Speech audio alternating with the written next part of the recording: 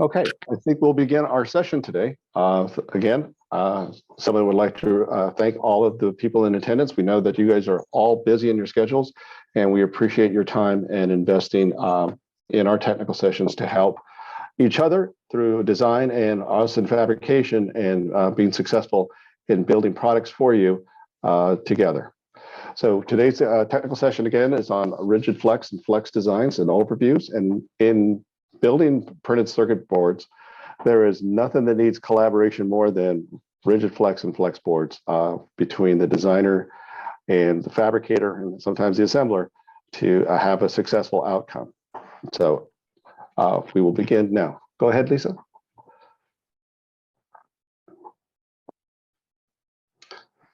Today's Summit is currently the largest printed circuit board manufacturer in North America. We have 8 facilities in North America, and for 2 years running, Inc.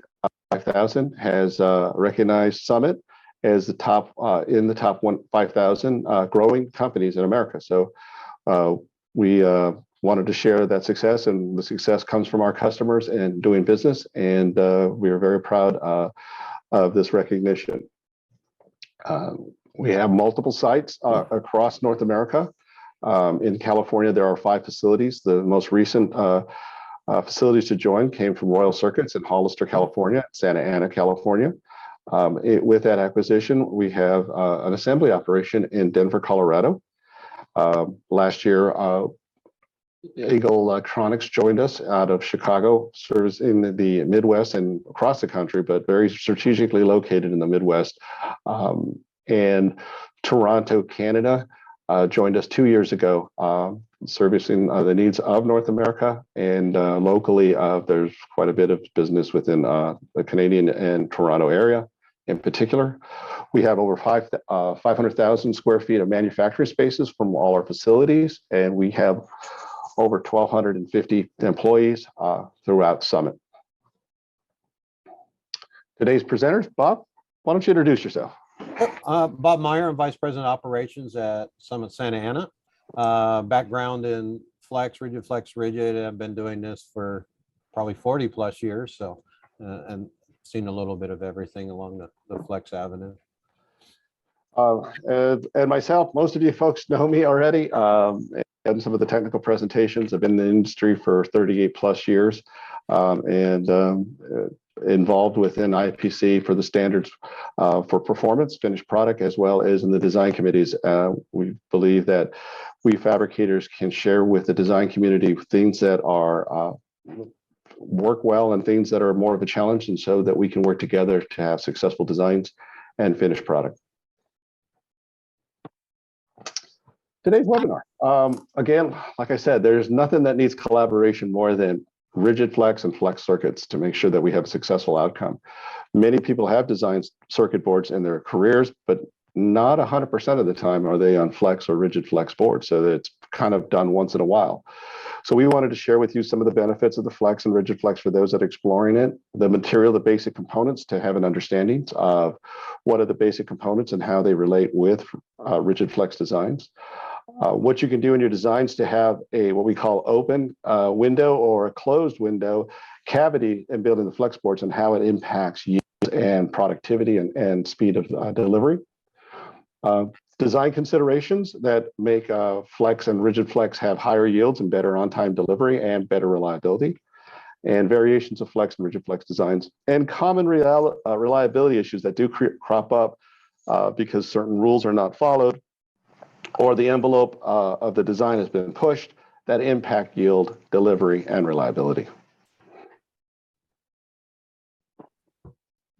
Here's a good example of a product that fits what we're talking about. It's a 3-dimensional board. If you look at the final assembly down there on the right, it allows you to fix double-sided assembly, fit it in a tight package, reduces weight. It's good for vibration, bend to fit. You bend it one time, fits in a nice package, and it reduces again overall weight. It's works well with really tight packages, and as everything nowadays gets smaller and tighter, and it definitely reduces the amount of connectors and other other circuit boards that you need to try and fit in an area. So it gives you the best fit for in a nice tight package.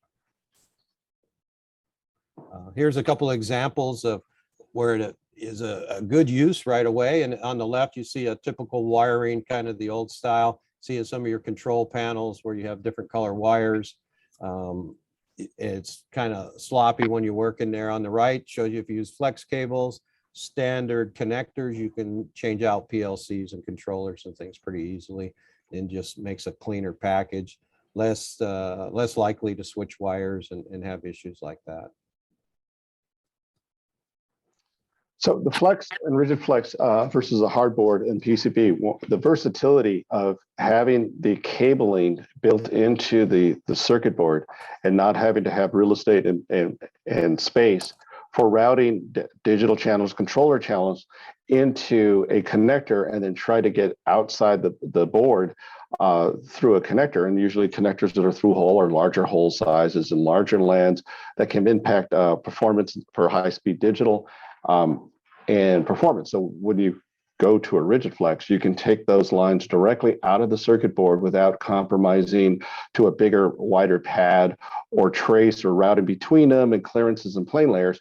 You can just simply come out of the board, maintaining lines and spacing, and go to a different connector, a different rigid section of the board that may not be a connector, but another performing electronics other than just a connection. You lower the weight and mass because you don't have large connectors and the extra plating and hole sizes associated with it. And vibration resistance, one of the things that is a big plus for those that are going from rigid boards with cable harnessing that have to be validated and correct because they're going to space or it's a flight operation product, that you don't have to worry about, is the cable built correctly? Is the crimping on both ends of the cable correct and test it? And then you connect to one side and test to make sure it's good, and then test the other side and validate that all of the connections on these things, that vibration may come loose. This is kind of eliminated with the rigid flex designs, and gives you an added bonus with the weight, space, and design versatility. This page here is showing us some general examples of the flex types that we build. Single-sided cover lay, fairly common, simple boards. The second one, type 2, double-sided plated through, and the final one would be a type 3 multi-layer. On the type 2 and type 3 where we have plated holes, we generally like to do a button plate where we put a seed layer down of electrolysis and about 1/10 of flash, and then we'll come back and we'll build up your plating in the hole just on the pad or just slightly bigger than the hole using a barrel plate process. What this allows is the flex material itself and the copper, the rolled and nailed copper, to maintain its flexibility. If we plate up, you know, 1 mil or 1.5 mil on the surface, your chance of getting more cracking and those types of things. So when we build your designs, we're looking to do a button plate or a barrel plate on those type of items. It's not as common on the type 4 rigid flex where you still have a rigid areas where you're doing your pattern plate. But if you had a plated through flex on a rigid flex, we would do a button plate as well. And that builds up the copper. It also helps stop the adhesive flow when you make an opening and you have a plated up area. The adhesive, we can use less adhesive because we're not going on top of the plating, and the pad itself will reduce the flow. So when you have the IC chips in real tight areas, it makes a difference in how we control the flow in the area. Also, if you have like a cover lay defined pad, when we do our button plating, we'll actually go out there and plate the surface up in that general area to help reduce the flow also. The final type 5 is just an example of a dual access that we built. This here is a single layer. And if you look at the yellow highlighted holes, those are solderable from the bottom view on the left, and the top view on the right, the other set of holes is soldered from that side. And that allows you to use a single circuit. And it has a lot more flexibility. We do a lot of variations on this. So if that's something that interests you, that's something we'd have to definitely look at planning and design review in advance. And we do that on a lot of jobs here at Santa Ana. And so we do some different floating fingers where you have unsupported copper coming out of the side of the boards to hook in the connectors. So that's a unique process, and it's more difficult than it looks, but we're able to put together a combination to get that work done. So the basic components in the flex material, a lot of folks that are looking at it are doing rarely the design. There's some confusion about what parts is the flex that are separate from the rigid. So we created this slide here of the three basic components of a rigid flex design. We have a flex core. Usually they're non-adhesive core material with copper on both sides and makes the flex core. And we etch them, and but it goes all the way into the rigid section as well. So you have the flex section where you want it to flex, but it also goes into what will be sandwiched into a rigid board. That flex core, the copper, and the thinness of it extends into the rigid section. And when you do a stack up, you're going to have to do a stack up with the rigid material with the flex core in there. And then you have to have a stack up showing us the flex section and what you want in there, as well as the other end of the rigid section if it's not the same thickness from one side of the flex to the other. If you use less layers, more layers, you need to illustrate the requirements for there. So there's the core, the polyamide core. Then if you have a flex core and you have circuitry on both sides, you can't just leave it out in the world with copper exposed. It'll short out to something. So there's copper, which has capped on a sheet of varying thicknesses, usually about 1 mil, and then an adhesive that will tack onto the flex core in the flex sections so that it's protected from shorting out.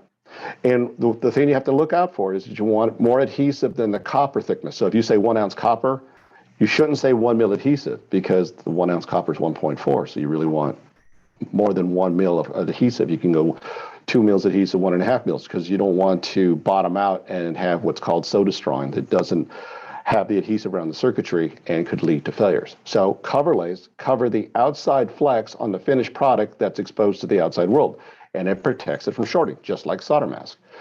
If you have two flex cores that you want to bond together and bond it and call that one flex section in multiple layers, what you do is you use a bond ply. There's capped on in the middle and adhesives on both sides. Again, you want more adhesive than the copper thickness, and that will be used to bond two flex cores together. The cover lay in the bond ply typically has an acrylic adhesive, which expands a lot. And if you get that adhesive in a plated barrel in a rigid section, that expansion, which is like 300 parts per million per degree C, will break a mechanically plated via.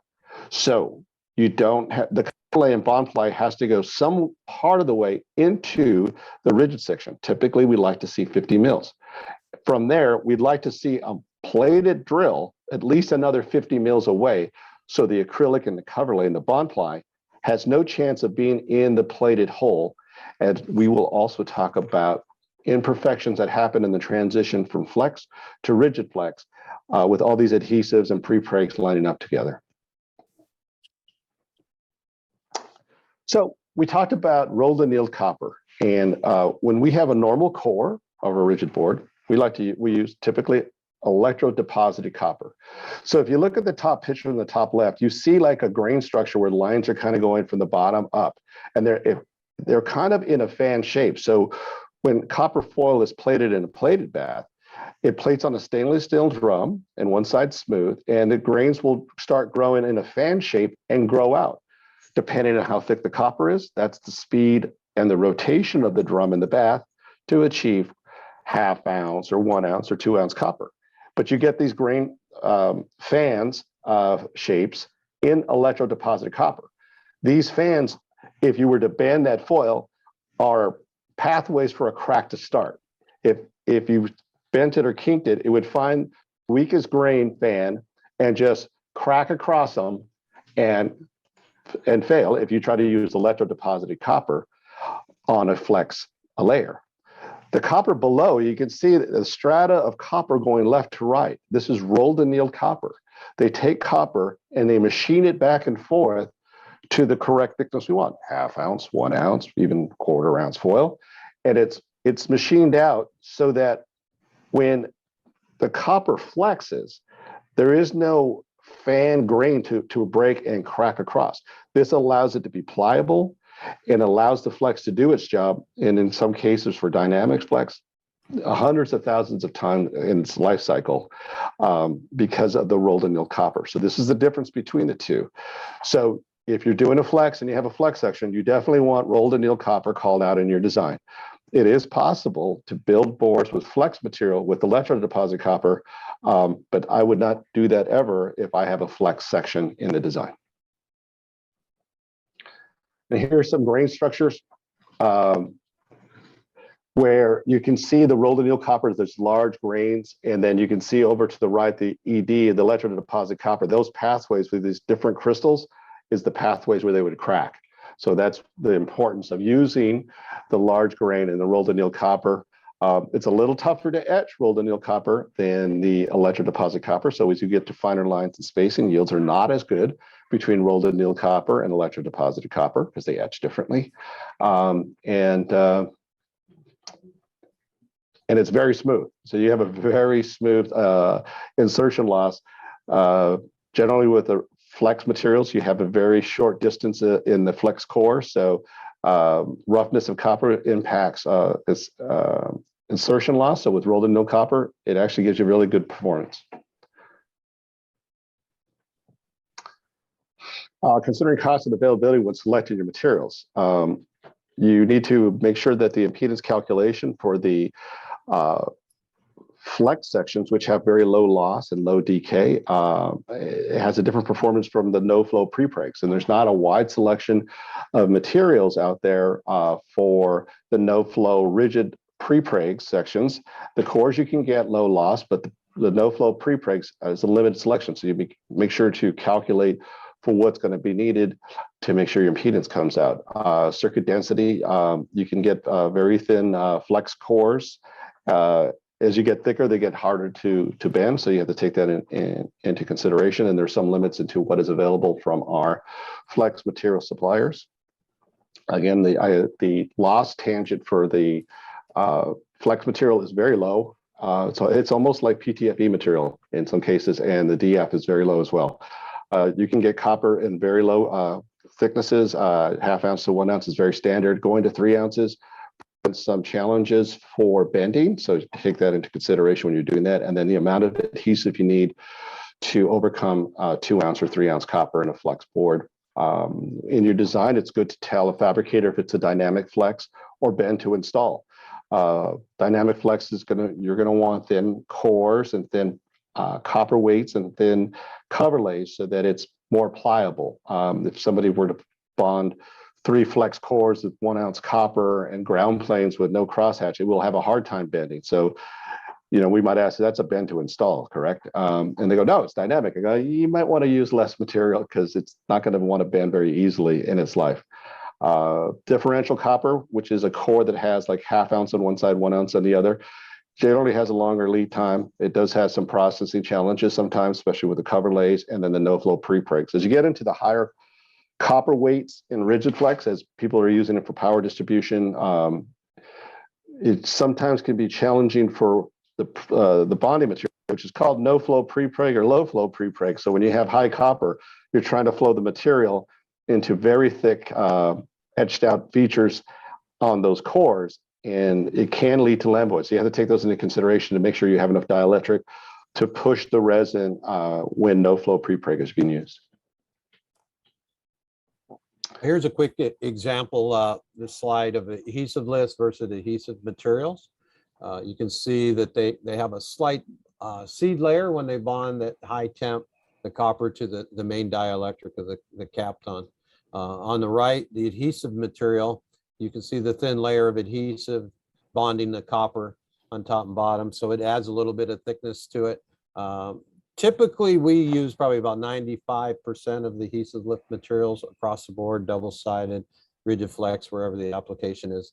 When we do use the adhesive-based material, it's generally a single-sided, or in the case we looked at earlier, the dual access, where we're actually having to build the material, and we need to be able to press it with the acrylic bond plies. So in general, the adhesive list is a much more reliable material. Some basic applications of the films, you can look at the different properties, and when choosing in your design to review these to see, what are you trying to achieve with your design, and picking the right materials. And then we can help in the pre-planning on that quite a bit. So when you're ready to design, that's something we could assist you with. But here's a general outline of the different styles. And then here's a nice little dielectric table and different tiers for loss and performance. Like the bottom would be like an FR4 material with kind of heavy loss. But when you look at the flex material with a decay of 3.2 at 10 gigahertz, it kind of goes right up into the fourth tier and possibly into the fifth tier. And then the loss tangent at 10 gigahertz for one of the materials is 0.003. Again, it's getting up there into the upper tiers, and it's kind of built in when you do a flex board that you can take advantage of that in your design, along with the smooth rolled anneal copper. Here's another table of some of the performance characteristics of the material. So when choosing them, those are the things you want to review. We have LCP down at the far right. We don't generally do any multi-layers with that, but we still use it as a double-sided and single-sided flex. So it's something you might want to consider. We've done a number of those, and it does have some good flexible, and you can see the dielectric properties in there are pretty good. So we don't use a lot of that, but that does serve some good applications. Again, flex materials. This is a general buildup, kind of explaining. If you look at the first one, it's a copper clad adhesiveless, and so it's how it's cast and how it's made for a double-sided material. The next item is showing you basically a single-sided, double-sided version of the adhesive bonded materials, and the Kapton is treated in a different way, but then it is a bit thicker even as a double-sided. And single-sided clad, they're showing an example here of the adhesive single-sided and then the adhesive list. Generally, when we run single-sided, though, we will buy double-sided material and we etch off one side because it has a much better foot tooth. So we're able to bond secondary lambs stick a lot better. So unless it's an actual single-sided board that we're processing all the way through that way, we do have some single-sided material, but we prefer to use a double-sided with it etched off so it does bond better. And that's the last picture showing you similar. So the acrylic adhesive coverlet, the concern that you have, remember I told you about you don't want to get it in the rigid section. So this is kind of showing you the cover lay has adhesive on one side, and then it has the Kapton the polyamide sheet to protect for shorts. And when we build boards, it's like, why does it take so much longer for rigid flex? Because we actually have to cut out little pieces or machine out a sheet and not get in the rigid sections. If it's a full sheet, it's more costly because you're using more material, or you can cut smaller pieces and a material, but you got to make a mirrored top and bottom for each flex. If it's a flex core or bond plies, you have to cut bond plies separately from the cover lays on the outside of the flex, and they have to be machined, routed. You got to cut cores and pre-pregs, which you'll see in other pictures. Let's go to the next slide. The bond ply is got adhesives on both sides, and this is going to bond the two flex cores together, but the bond ply is only used where the two flexes meet. Everywhere else that's rigid, we use pre-preg. So we have to cut pre-preg away from where the flex is going to be, and then put the two together and then tack them on, which you see is the tacking on iron after they aligned it onto there. And so there's the different components. There's cores, there's cover lays, and there's your bond plies. Now building off that last slide, this would be a cross-section view of how that layer would go into the board. As you can see, the LFO 210, which is a 2 mil adhesive 1 mil cover lay or Kapton, It goes into the board. We try to put in between 25 and 50. 50 is preferred mils. And then the holes on this, you can see, are pulled back from that transition area. I think that's very important for plating and avoiding, getting voids in that area, not having enough fill. The other items are in your design. You don't really want to run any copper features in that transition area. Because you tend to get a little bit squeezing, some deformation right at the transition point. So if you run your traces real close to the edge, there's a chance the yields are going to go down. We're going to lose some traces from part to part. So as you go through there, you can see where the no-flow pre-preg goes between each of the flex layers. And then the flex layer, the adhesive layers go all the way through the board. So this is showing it on a rigid flex, but we do run some AP materials as regular cores and rigids. So it's something you might consider if that helps you with your design or what you're trying to accomplish. It definitely makes it a little thinner and has some good properties to it. So right there is an example also of the button plating at the very top of the hole. So this is something that it gives you a good example of how to keep those transition areas clear. So processing a rigid flex. So the next few slides is going to show you the rigid flex, all the operations we have to do to prepare for the lamination and the final construction of your printed circuit board. Talk about cover lay patches and tacking and welding and the process, and why do you need a 50 mil going into the part? Why such a wide value? Going to show you and demonstrate that. There's additional lamination cycles, which takes longer for the manufacturing of rigid flex boards. The processing, the conveyor equipment is critical. And then when you have flex cores really close to the outside of the board, what you have to do to protect it. And if you had a design where you put the flex layers much deeper inside the stack up in the middle, we actually get better yields and it's easier processing. And we'll share all those things in the following slides. Next slide. So when we do rigid flex boards, we got to do a lot of operations we don't do for rigid boards. Rigid board, we just etch both sides. We put foil, pre-preg, and cores together, and we have all the layers. We have created a core, we laminate it in a book, and we're done. But for rigid flex, for flex cores, we have to go in. If you look at the left picture, we cut out part of the core. That's where the flex is going to be on that design. And if you look at the long rectangles on the top left, bottom right, those are TDR coupons where we got to validate the impedance. So we got to cut out the material where the TDR coupon is so we can measure correctly. We have to tack on the cover laser bond plies as needed on the flex cores. We got to route and cut out, manage and sort that we have enough quantity of each patch of cover lay and bond ply. Because if you're short and you can't laminate the last book, then you got to go stop what you're doing and route it off. So there's a whole bunch of logistics involved in creating the patches for the cover lays and bond plies. Sometimes you have to get creative. You look at the pictures in the middle, it looks almost like a streamer. But these go across multiple parts, and we line up once and do multiple parts instead of doing one little square inch, one at a time, which would be tedious and probably a lot of human error. When we do it with across, we get more consistency with that process.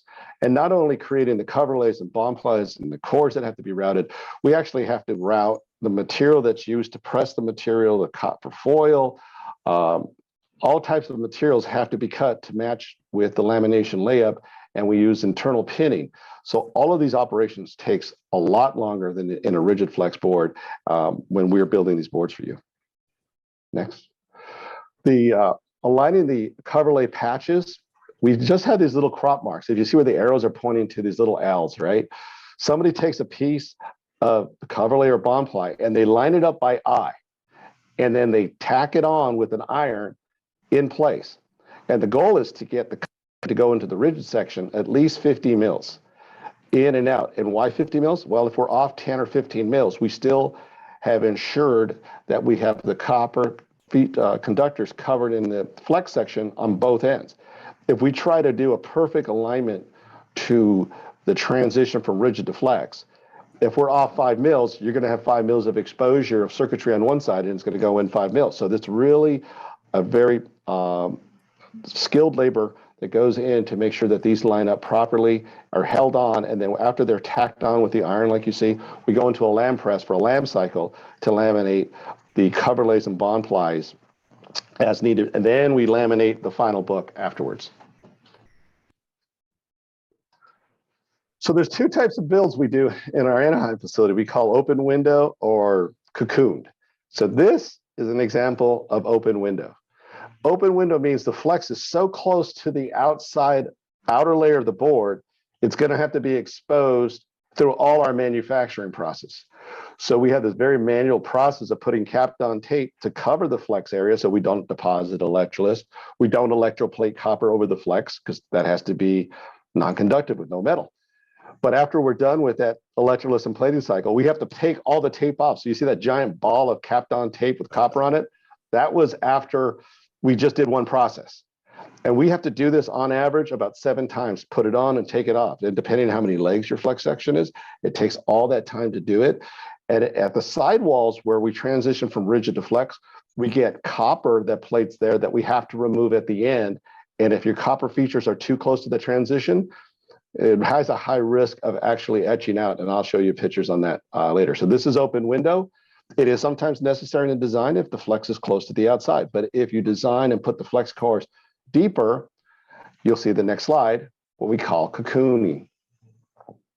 So cocooning is that this is a 10-layer board, and the flex layer is 5 and 6. It's in the middle.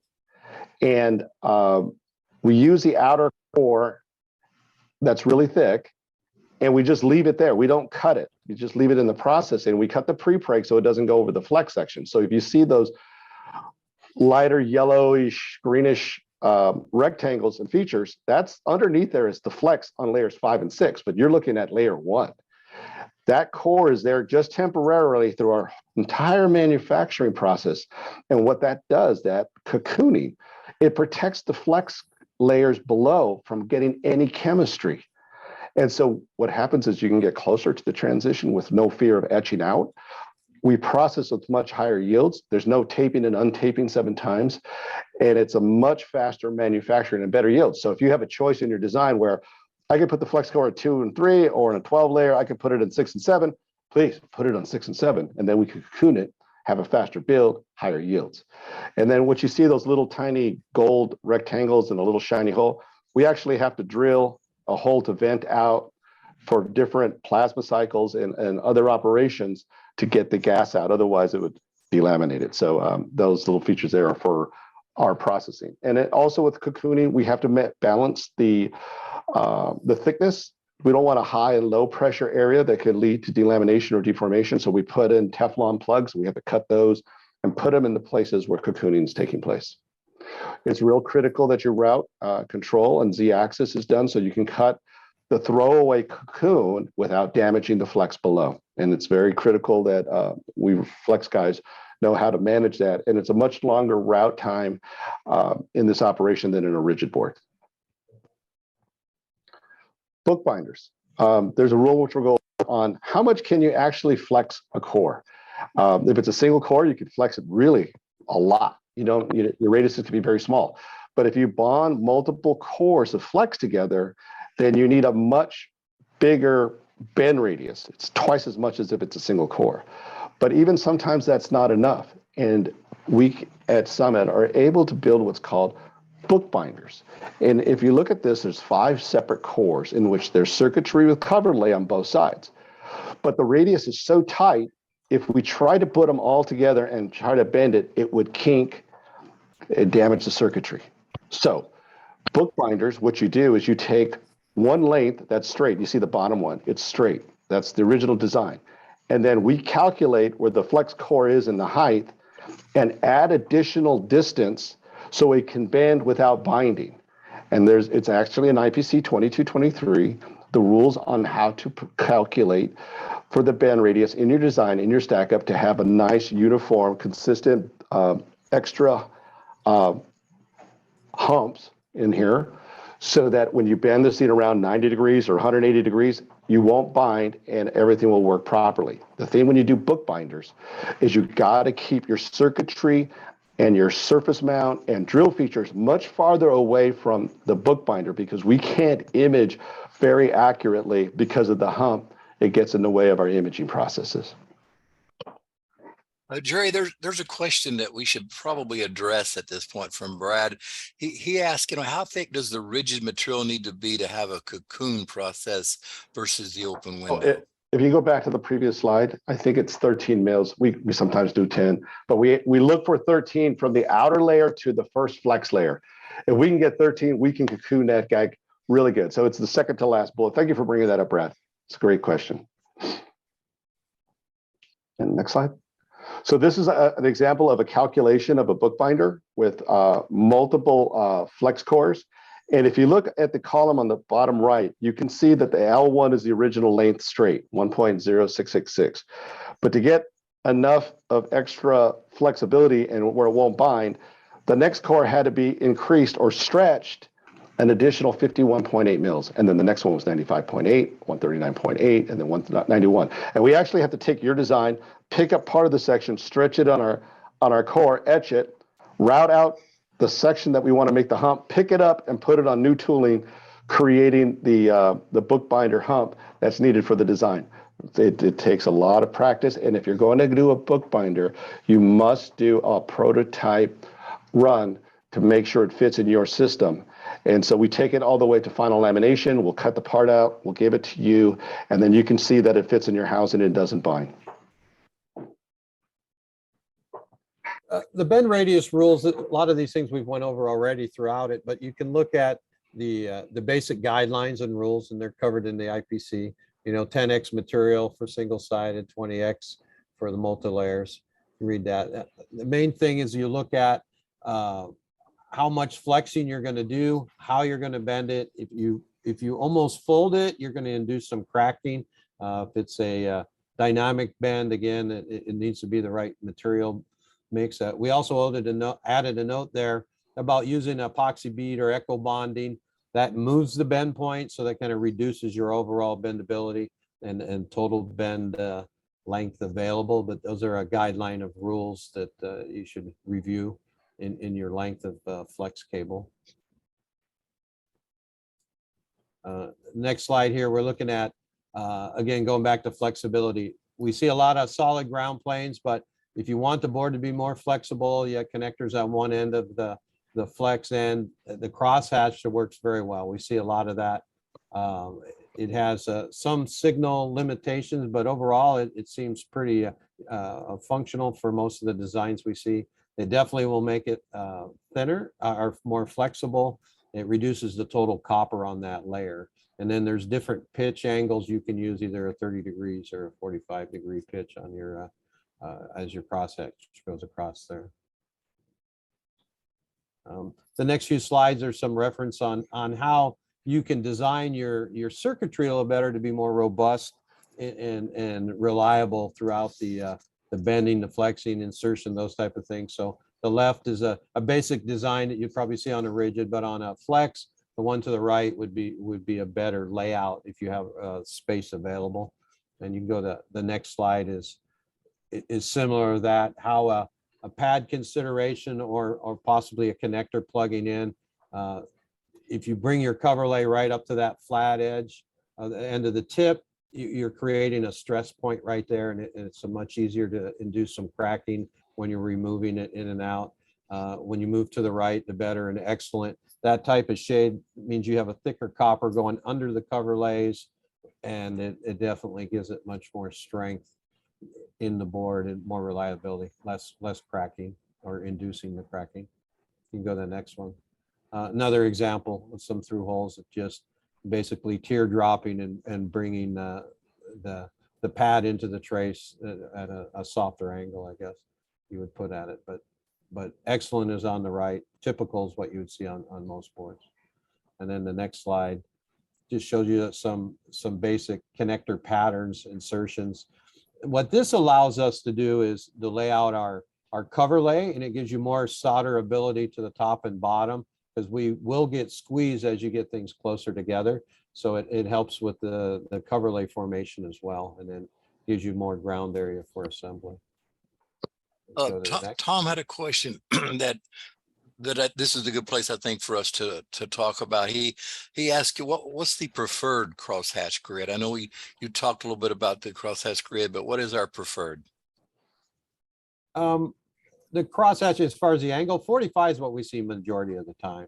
Okay. I mean, once in a while we'll see a design that comes in and they have it pitched a little different, and then we have to go into Polar when we calculate impedance and put that in so it can calculate the amount of copper across it. I think the 45 is generally what we see, and it's really flexible. I haven't seen the difference between the two angles as far as flexibility. I think it has more to do with the electrical properties going across there. Is that what you've seen, Jerry? Yeah, I would agree with that. It impacts the return. So if you have a 45, it's kind of consistent.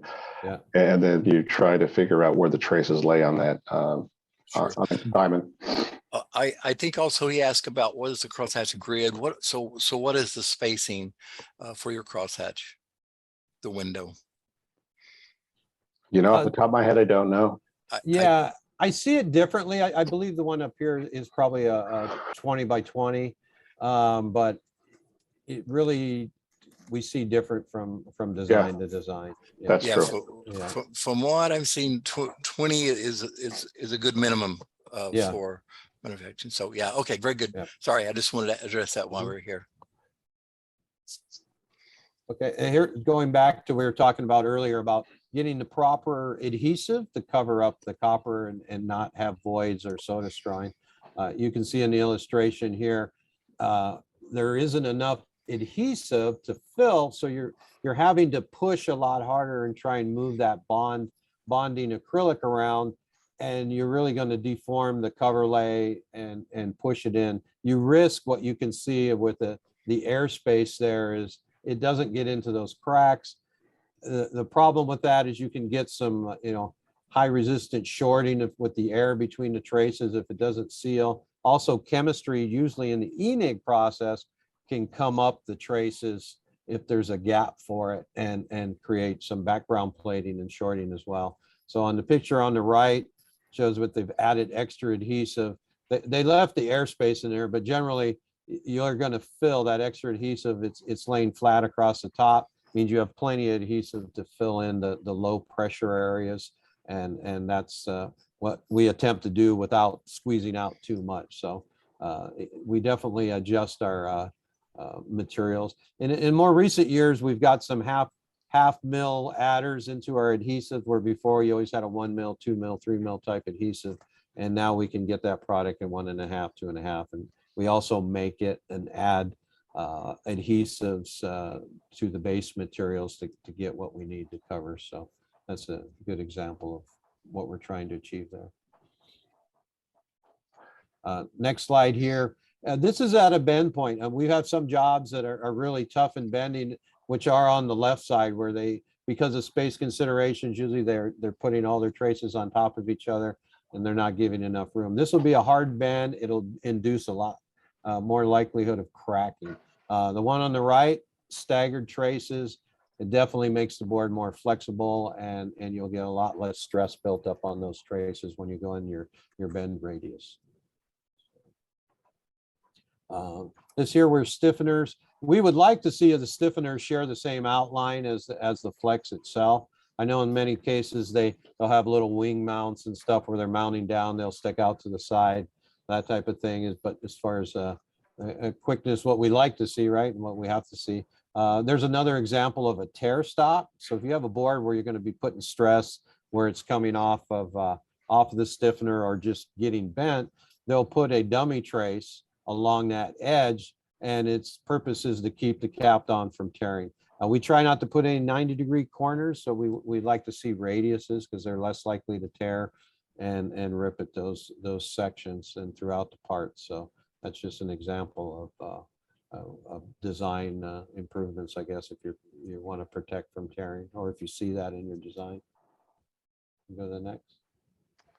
So here's an example of, in a design, the peak line that gets going up and down is the transition from flex on the left to rigid on the right in both images.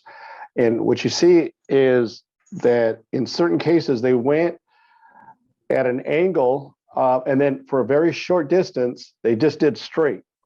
in this design. There's still variation on cores when they laminate and shrink that they end up in the spot, where the transition, you have a profile tolerance typically of 10. So the chances that you're going to be perfectly over that little gap with it straight is very dangerous. And if it's like 5 or 10 mils to the left, that pink line, you are in a bend radius where it could create failures in the field from bending. Remember that in the picture you see on the right, you can see that pink section. That is the no-flow pre-preg flowing, and it's allowed to go out basically 59 mils. So there's a imperfections can exist, which is section 6. That's a typical transition zone. And resin can bleed out during lamination, and it hardens, and it's very sharp. So you run a risk if you're not coming in at a perpendicular as you transition from flex to rigid. And it's a common design, and it's too late in design for anybody to fix it, and it creates a lot of grief. But we can build it. It's going to show up in the field. So you want to build in reliability. You want to transition in a 90-degree transition. Also about the transition area, imperfections can exist in the rigid section where you can have lamboids. It is allowed because you're going from no pressure, the flex area, to a high pressure area of no flow pre-preg with overlapping cover lays and pre-pregs that make high and low pressure areas that can lead to lamination voids, and it's known and allowed in the transition zone into the rigid section. Next slide. Because of that, in that left picture, what you see is the lamboids in the transition zone. Those are allowed as long as you don't have any circuitry nearby it and no drills by it, that you're not going to have any problems. And that's why in the transition zone, you need to stay out of there for your circuitry and your designs and your drills. On the right is a plated barrel. You can see the plated barrel just a little deeper, right? That golden vertical is the edge of the plated barrel. However, there was lamboids nearby it, and the chemistry got into the lamboids and filled those tiered-shaped lamboids with copper. And if you look at the lowest one on the left, that thing shorted out to the ground plane. So when this was built with this design, they put the drills about 30 mils from the transition. That was in the transition zone where these defects are known and allowed. Because of that, the yield was incredibly poor, but the part in the field is not the most reliable design in the field. So even though you see that nice wide area, the transition zone, stay away from that area because of these imperfections that are allowed, and you'll have a good, reliable board in the field, and we'll have excellent yields building the part for you. So, and this is a very common mistake in the design. They go, but I've been doing it for years. They go, yeah, you've been doing it for years. We throw away the boards that short out with lower yields. You want us to have good yields, so we deliver on time for full quantity. So if you follow the IPC rules, which says to keep the drill 125 mils away, we're only asking for 100. If you get closer, we have to pull back the cover lay and the bond plies, which runs the risk of exposure, but also runs the risk that there's a lamboid that the drill gets chemistry in and shorts out to other circuitries. And then when you have circuitry very close to the transition, you can see here's an open window where the chemistry leaked in anyway, even though we did our best attempt to tape it. But also there's a risk on the left picture that when we try to etch out that copper at the bottom, we're going to lose the traces that are close to the transition. You want to keep those features away from the transitions as much as possible. The next picture in the middle, you can see that just how close features get there. If we try to get resist that covers it, but remember, if it's open window, the resist only goes to the top of the rigid section. And if it lifts up and the chemistry can get under the resist film, it could etch out those conductors right at the transition edge. And then again, a repeat of what I said about book binders. You really got to keep those circuitry much farther away than a standard rigid board, because it's almost impossible to image a solder mask opening of the circuitry accurately, because we cannot get adhesion and resist around the bookbinder because there's a giant hump of low pressure when we're trying to do an intimate contact with the imaging tool to make the images there. So important considerations for you and for success in doing rigid board designs. Have a read through on the IPC 2223 design guidelines. You don't have to memorize it, but just read it once in life. If you think you're pushing the boundaries of the rules that they have, consult us. We'll be happy to tell you what the risk is, or like maybe we could present a different option that will be successful and still allow you to push the envelope to get your design to work. All circuitry should be routed perpendicular to the transition and the bend where the bend's at, so that you don't have a chance of a weak conductor that can crack. Plated holes of via should not be located in the bend area. If some people put plated holes in the flex area, try not to have them in there if you do it. Traces coming off the flex section should take a 45-degree once inside the rigid section. Adhesive should be thicker than the copper foil that you're trying to bond, cover lay, and bond plies to. To maximize the bend radius, the flex section, the flex cores can be unbounded, right? So if you have a bunch of flex cores, you can get more bend in it if the flex cores are not bounded together. And we thank you for your time and questions, Gil. Yes, very good. Kelly had a question and he asked, would you discuss manufacturing and assembly panel size constraints, standards? He says, seems all suppliers have different capabilities for overall size. That's a good question. And that is true. In one of our facilities, we actually build in 24 by 36 for rigid flex designs. Because of the size of the part. So it's possible to do that. And then high layer counts. If you look at IPC 2223, it says typical layer count should be 16 or less, which is kind of funny because we build stuff in the 40s for rigid flex. And they are challenged with multiple lamination cycles that you get hard sub cores coming together with no flow prepreg that sometimes are challenged to overcome the plated subs together and not get land voids.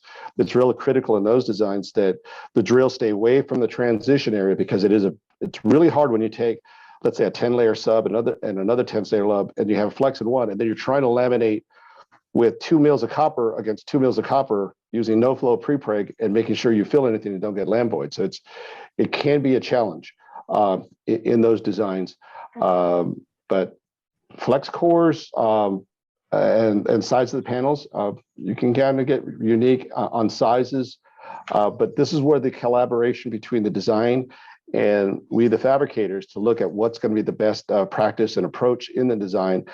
We could do stuff like it's it's complicated, but they just put 2 connectors on top of each other, which increase the challenge. They go, well, and you tell the customer, we could just move them away from each other. That's great. It'll make it much easier for us to build, but that collaboration needs to be done in the upfront rather than waiting at the design, and then we're impacted on yields and delivery. Okay. Peter had a question and he says, do you have any data regarding signal performance limitations with respect to cross-hatching the planes? Only in our polar, would you say, Bob? The polar can calculate with the crosshatch and tell you the difference. It's about all we can tell you. We can measure the impedance differential and single-ended in a flex section on our TDR systems, but they're nowhere near the speeds you probably are performing at.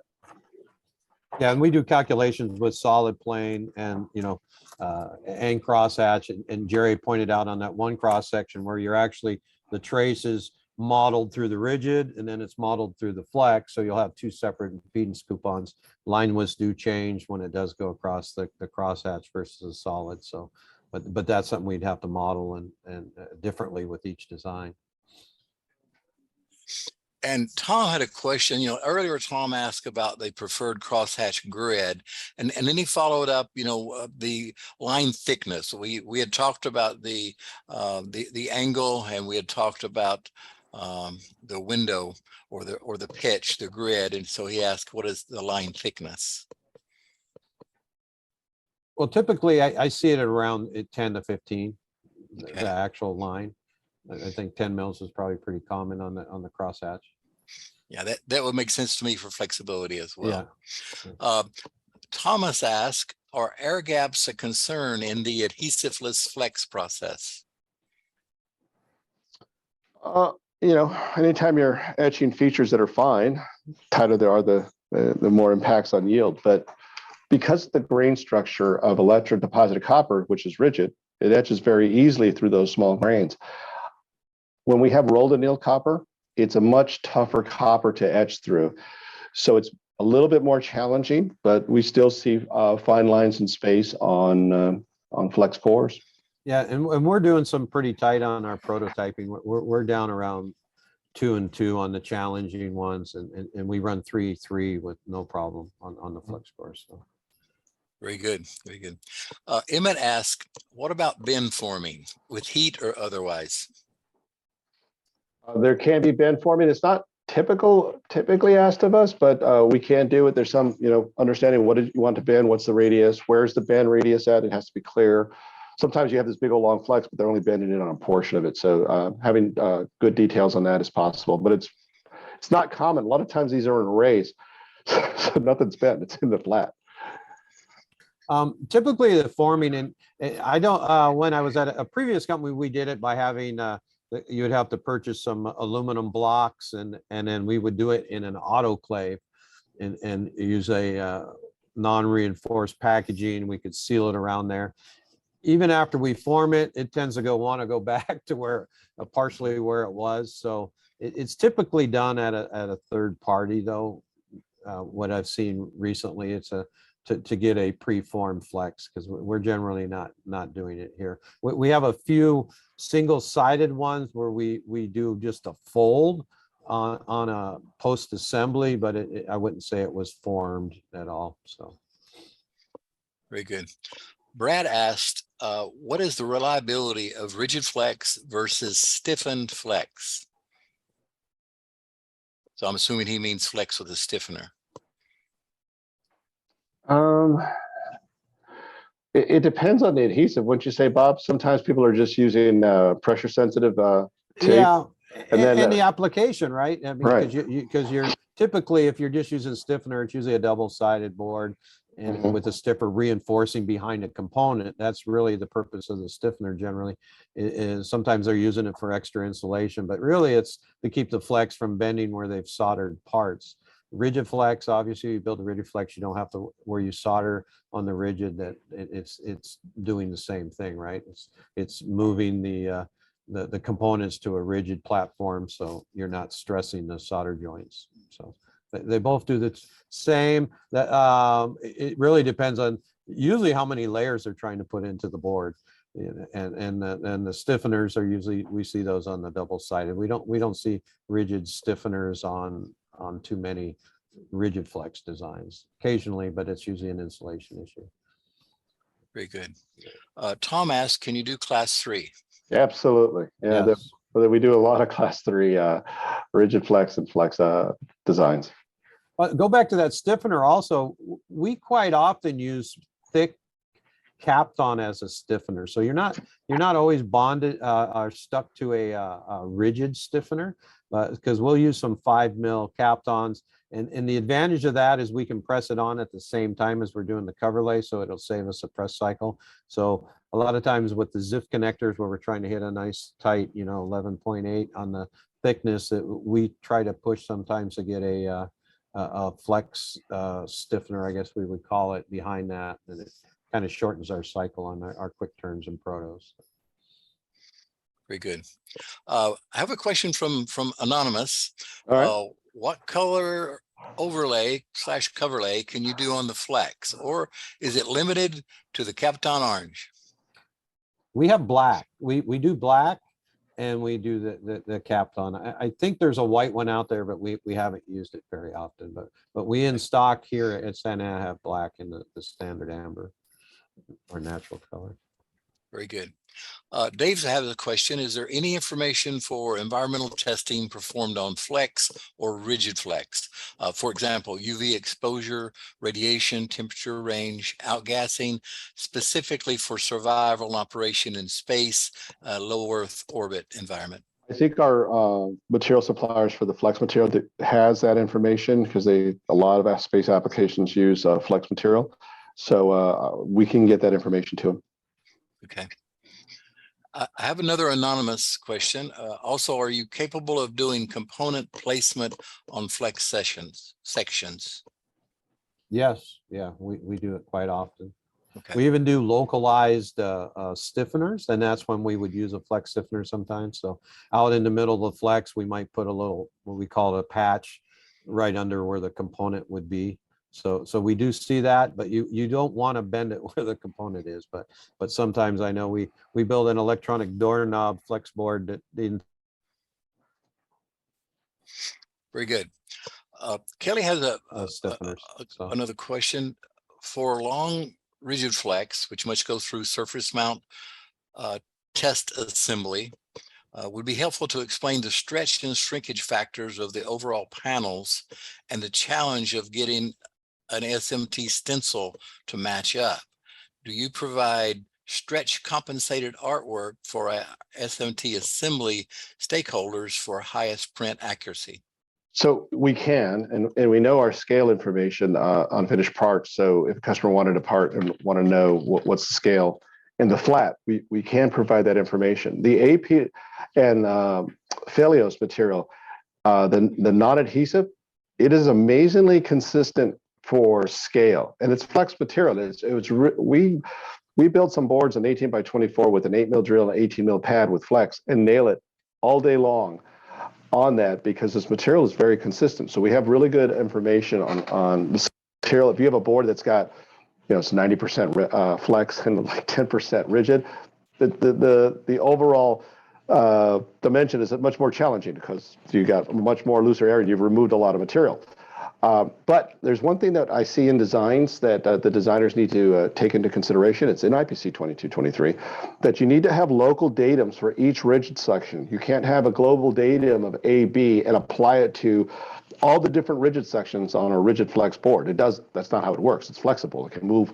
You can measure it. You can put it back on, move it, and it's a different spot. So each rigid section has to have its own datums to check for GD&T, true position, and profile. So that's something that's commonly overlooked, but it's something you designers should do. It is in the guidelines for IPC 2223. Very good. Ann Thomas asked, can you put silkscreen on flex? yes, yeah, we can Yes. do inkjet or direct imaging, the standard LPI. We use a special ink that's made for flex and rigid. That can bend without cracking and flipping. A standard ink on an inkjet would probably lift off, but you got to be using the right style of ink. But yeah, we do it every day. And we ask you to be generous on the width of your silkscreen text in the flex section. That adds to the adhesion and gives us better results. Yeah. Very good. Harrison asks, can you do film shields on the flex? Yes. We do film shields, and we also do a screenable ink to reduce the thickness. So that's common with some of the medical boards we build. And we do a thin layer. It's a CBO 28 silver fill, and it connects to the grounds, creates the shields, and then we put a secondary cover lay on. So that's something that we do. Okay. Hitesh asks, can you talk about your decoupon testing and process for rigid flex, dollars and time? Dollars and time we may not cover today, but we do decoupon testing with compliant to reflow and thermal shock. The material seems to do very well for thermal shock because plated mechanical holes usually show up in thermal shock. Reflow can show a weak mechanical via, but it really shows micro vias very quickly. The last tip, because we're a little bit over the hour, is if you're going to do microvias, try not to put them on rolled annealed copper. That smooth copper is not our friend for adhesion. So if you have microvias in a rigid flex, keep it in the rigid section with electrodeposited copper. And again, I'd like to thank everybody for their time and the people that attended and allowing Summit to share our knowledge of rigid flex designs and being your partner now and into the future. Thank you.